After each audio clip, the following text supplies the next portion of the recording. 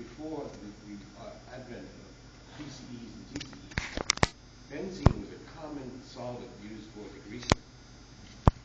I don't know how much benzene was used in the DuPont situation, but it's quite possible that they were using something like that in their normal manufacturing process. Have we ever defined that? Does anybody know if they did use benzene? Or did they use large quantities of it? Secondly, going along, secondly, if they had used benzene way back then, benzene could have caused the difficulties that were seen after this with regard to cancer. But now, time has gone by, so you might not see high levels of benzene anymore in the soil.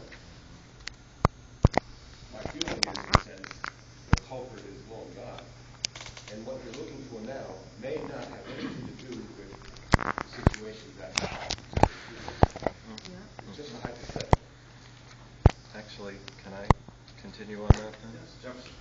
Yeah. In your report here, you say that processed wastes were discharged in unlined ponds and lagoons until 1963. The wastes were buried in 8 disposal sites around the plant.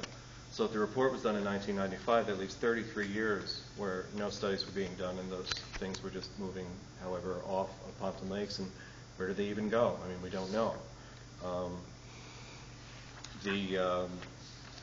The point that you bring up, sir, I think is very valid. That first off, I mean, if you go to the town hall, we know that there are photographs of trucks, of diesel trucks that are sitting on the DuPont property. They're there all the time, and we've brought this up before. That a chemical of concern. Barry, I believe you had said in past meetings that it absolutely was not. Now we're seeing it coming up again because of this task review. I'm very concerned about that. My brother is currently experiencing a disease called myoplastic dysplasia. It is a precursor to leukemia. He's been through chemotherapy, blood transfusions, and now has to have a bone marrow transplant, which if he does not have it, he will die. It's the same disease that killed Carl Sagan. It's caused by benzene poisoning. He lived here from the 1950s until he moved in the 1960s. He was here for 15 years. And then he moved back in the late 70s. So he spent a significant amount of time in this town. And now he has a disease that could kill him that is directly related to benzene. So my concern in this is that we take this very seriously. I agree with what you're saying, sir. A lot of it has already moved on. We're looking at this from the present moment to clean up the environment, but we also have to seriously look at the health concerns of the residents who have lived here long term, who have been exposed to these chemicals for the time that they weren't being reviewed, because either they weren't seen as a problem back then, they didn't know what the chemical concentrations were that had to happen in order to... I mean, we have so much more data now in terms of what can happen to us health-wise that we didn't have back then. But back then was when they did the dumping.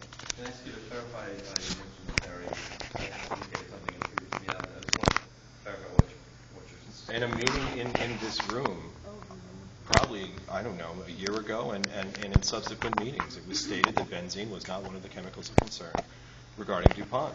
Right. David, you yourself said that when... It's not one of the 10 COCs of concern. Right.